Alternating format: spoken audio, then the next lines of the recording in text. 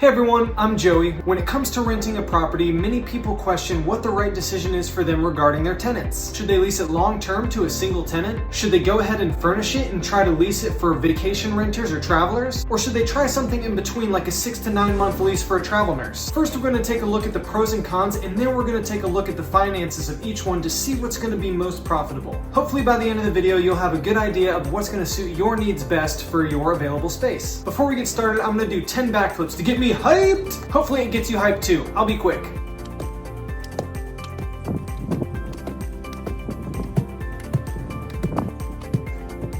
My goal is to be able to do a standing backflip when I'm 50 years old, so I need all the practice I can get. This is a long-term goal, much like my financial goals. If you don't have any financial goals, I recommend making 1-year, 5-year, and 10-year financial goals. This can be paying off debt or making extra income with a business idea, saving a certain amount for investments or vacations, making your income completely passively, or any other specific, measurable, attainable, realistic, time-based goals. I've done a lot of research and I've put together this list for your convenience and information purposes, and I would really appreciate you hitting the like button below this video. It helps YouTube know that I'm putting out decent information, and it helps other property owners or future landlords decide what to do with their space. Thank you for helping me out and supporting me by hitting that like button. I appreciate it. Don't forget to subscribe to my channel for some more relevant finance content and occasional adventures around my home in Hawaii. Let's get started. We're going to be looking at 3 different types of ways to rent your space. Short-term rentals using Airbnb or VRBO.com, which is vacation rental by owner. Medium-term rentals, which are more than 2 weeks but less than a year, like travel nurses, and long-term rentals like housing a tenant for 1-year lease periods. These are all good options because, as you may know, they can provide a solid source of passive income. Passive income is money that you don't have to spend time making.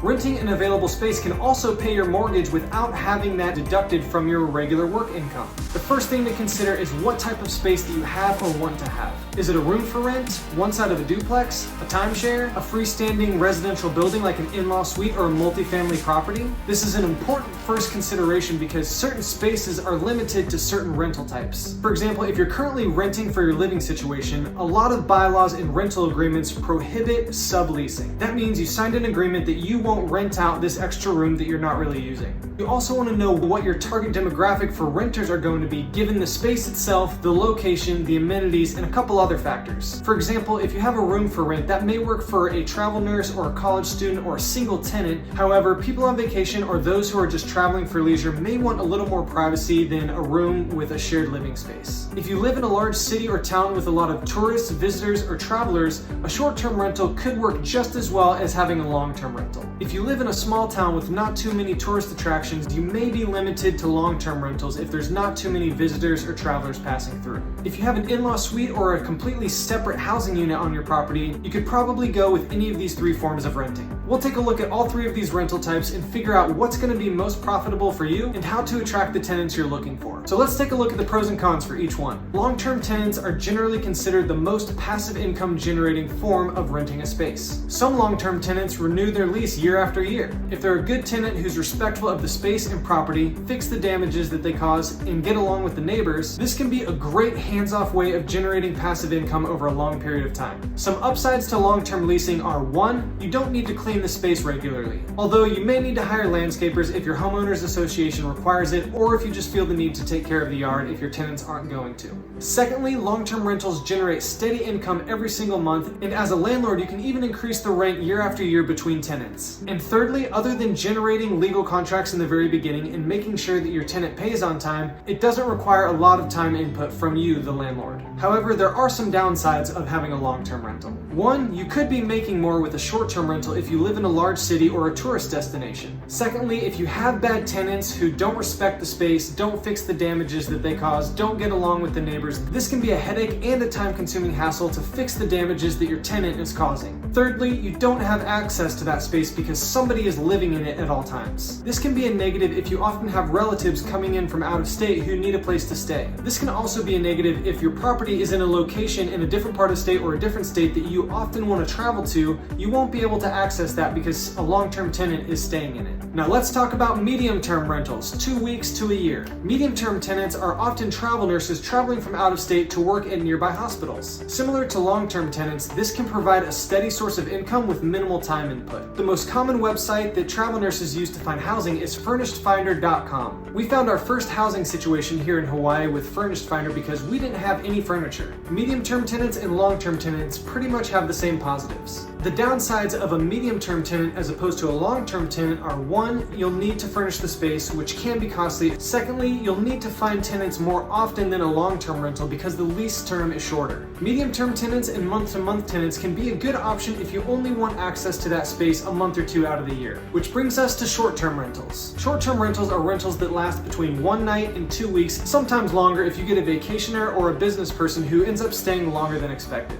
Airbnb and vrbo.com are the most common short-term rental sites, but you can also post your short-term rental to smaller sites to maximize your bookings. Benefits of short-term rentals are: 1, the flexibility to control when your space is available. Secondly, you, the landlord, will have more control over the space in regards to how it's furnished and the home decor. And thirdly, short-term rentals can often yield higher profits than long-term rentals or medium-term rentals. This isn't always the case, but we're going to dive into some financials in just a second. Some negative aspects of having a short-term rental are: 1, the space needs to be cleaned regularly after every visitor. That means you, the landlord, are going to have to clean it, or you're going to have to hire a cleaning service after every visitor. Secondly, the monthly income can vary drastically depending on the busy travel seasons. For example, for Airbnbs in the city that we live in, summer and winter can bring in many travelers, and the number of nights booked can be from 90% to 100%. Spring and fall only book around 50% of the nights because there's less travelers coming in. I'm a business owner, so I'm used to saving my income in the busy seasons to get me through the slow seasons. The third negative to having a short-term rental is that there's more visitors coming in and out. This increases the chance of damages because of bulky luggage being brought in, and less respect by the tenants because they're not staying there for a very long time.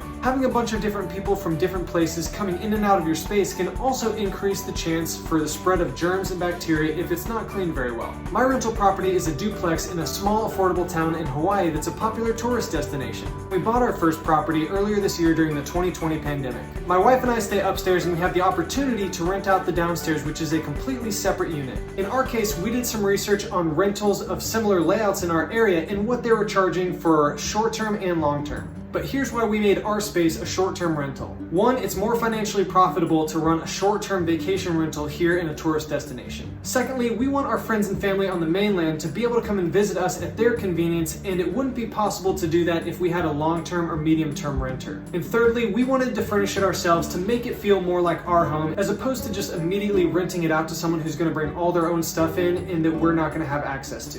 Those were our reasons because of the type of space we had, our ability to furnish it, the location of our rental, and how often we wanted to access the space. Your situation is unique, and you're going to have to figure out what rental space type is going to suit you the best. So for our space, here's a financial comparison of a long-term rental versus a short-term rental. For spaces that have a similar layout to ours, we could rent this out long-term for about $15 to $100 a month. For short-term rentals, we could put our space on Airbnb and rent it out for $100 a night with a $25 cleaning fee. We charge less for the cleaning fee compared to others in the area because we do it ourselves, and that gives us a competitive advantage in the market. We need this advantage because we're aiming to be superhost status as quickly as possible. When I look for Airbnbs to book, I definitely take into account the cleaning fee, and sometimes the higher cleaning fee doesn't make it worth it. We also price our Airbnb a little bit higher than those around us because it's a completely renovated space with brand new appliances and furniture. We also offer amenities like covered parking, washer-dryer access, and free surf, snorkel, and bike rentals. Throughout the course of a year, Airbnbs in our area generally rent out about 2/3 of the time with an average stay of 2 nights, which equates to $2,250 per month. This is $750 more per month than if we were to long-term rent it. This also lets us block off availability if any of our friends or family on the mainland want to come visit.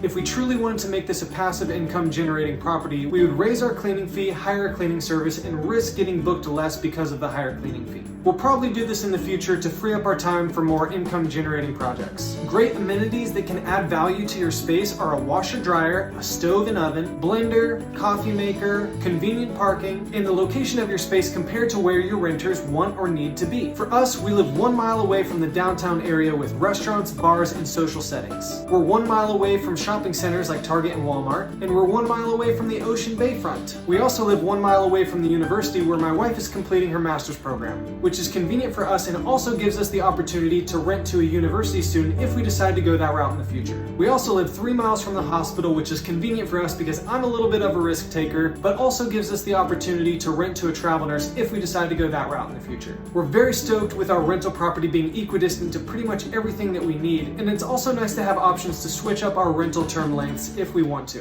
Whether you've already got a space for rent or you're looking to buy an income generating property, you're setting yourself up well for a great passive income stream regardless of what term length suits you best. Remember, we made this decision based on our own research and what we desired for our space, and our decision may not be what suits your needs best. Do your own research, think through the options, and run the numbers yourself comparing similar rentals in your area using Airbnb for short-term rentals, FurnishedFinder.com for medium-term rentals, and Zillow.com for long-term rentals. Hopefully you gained some insights from this and it helped you in your process of deciding which rental term length is best for you. Don't forget to like this video if you gained anything useful from it, and subscribe to my channel for some more finance and Hawaii adventure content. I'm Joey, I'll talk to you soon.